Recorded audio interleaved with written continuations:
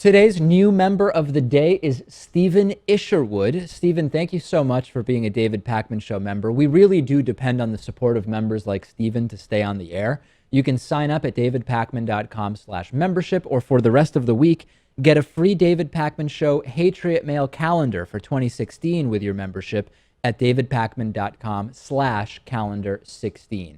Okay, former Alaska Governor Sarah Palin says she supports Republican candidate Donald Trump's call for a ban on Muslims traveling to the United States. She calls it common sense. Let's take a look at a quote from Sarah Palin's Facebook page. She says, herd mentality is running rampant with hypocritical and or naive pundits trying to crush Donald Trump because he's committed to clobbering the bad guys and putting the good guys first. Trump's temporary ban proposal is in the context of doing all we can to force the feds to acknowledge their lack of strategy to deal with terrorism.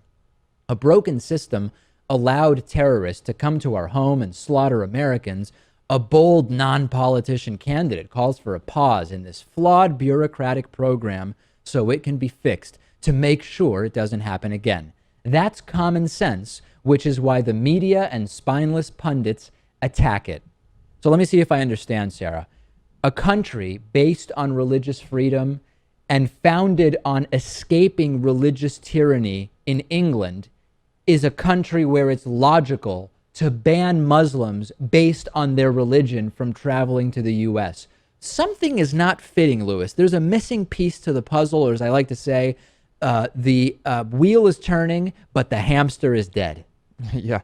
Well, I think it's no longer, I don't think religious freedom is part of the discussion anymore. Yeah. If, of course, if anyone were to propose a ban on Christians coming into the country, there would be outrage from Sarah Palin and everybody. Yeah. But in this case, I think it's just, I don't even think they're considering that. They think it's a safety issue. They think it's a war.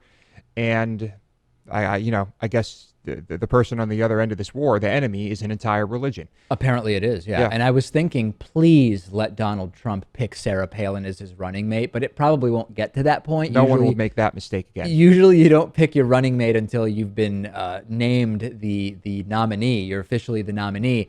And then I started thinking, what if Sarah Palin endorsing Trump's ideas is part of the Republican strategy to take down Trump? We know they're desperate to take down Trump. We know Sarah Palin destroyed John McCain's chances of being the president in 2008. Imagine if Republicans went to Palin and said, listen, you're going to start talking about how great Trump is. And next thing you know, the guy's going to be out of this race. Yeah. Well, I think it actually would be a good idea to pick your running mate before you receive the nomination. I mean, I think that could do a lot of good for you. Imagine if Donald Trump picked like a female, dark-skinned Muslim woman as his running mate.